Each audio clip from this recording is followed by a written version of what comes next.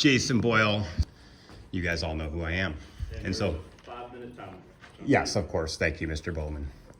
Yeah, so I want to address, particularly today, the comment by Mr. Moulder that was made last month after I spoke, that insinuated that I am a dishonest person.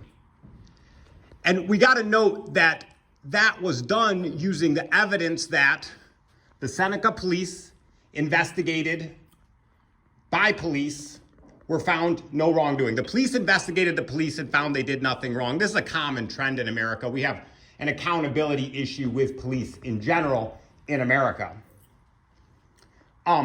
So I'm going to transform this proposition, and I'm going to ask that you guys try to help me prove that I'm a liar. I don't know if you remember the first day we met, sir, out in the street at Jazz Fest, right? You came up to me and said you were going to have me arrested because I was protesting the Seneca police. If you will address that. No, I'm addressing Mr. Moulder. You can address that. I can address Mr. Moulder. You can address that. This is not America. This is the First Amendment. Address that. This is the First Amendment, sir. I would like my time back too. I'm arguing with the mayor. So Mr. Moulder said in the streets that I could not be protesting the police, and it was adorable. He even went to the Seneca police and tried to get them to arrest me, at which case he was told, I was doing nothing illegal, so obviously the police could not do anything about it. And then he went on to repeat the defamatory lies being told about my wife to me.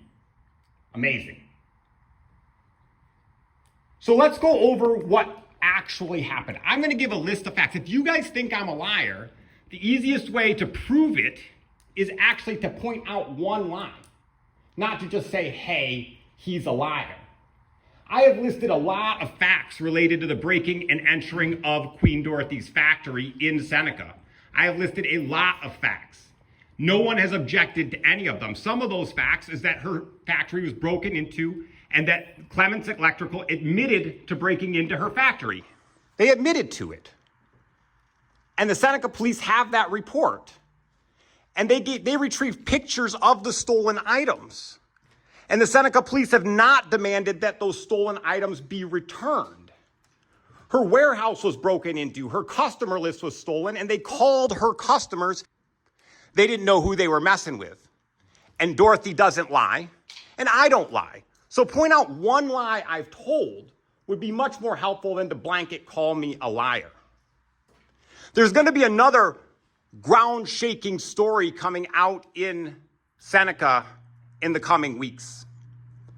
And I'm going to transition now to that story because just now on the phone, the kind woman gave me permission to tell her story. The reason I want to tell this story particularly is twofold. One, the lies generated by the Seneca police about my wife were generated by Mike Terramano, who is a pathological liar and a pastor. What a coincidence. Pastor, how do you say? He speaks at the church, right?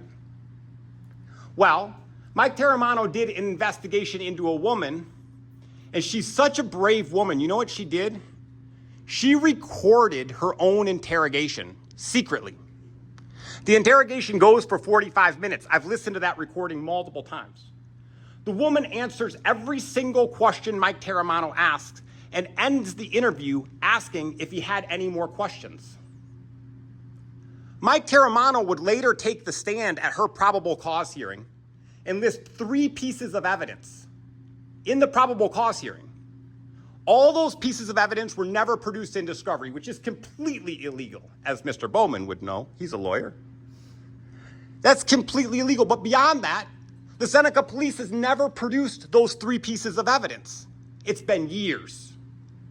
But they found probable cause. Mike Terramano took the stand, and on the stand he said that when this woman was called in for interrogation, she refused to answer any questions. I've listened to that recording many times as well. That's perjury, ladies and gentlemen. She answered all of his questions for 45 minutes. He invented 3 pieces of fake evidence and then demanded that she answered no questions in a direct perjury on the stand. That is your Mike Terramano. That is the investigator. That's who Chief Bowling likes covering for. And you want to call me a liar, Mr. Moulder? I would like you to point out one lie I've said. One lie. And I would appreciate that in public, or write it, or send it in an email. One thing you say that I said that's a lie. Thank you.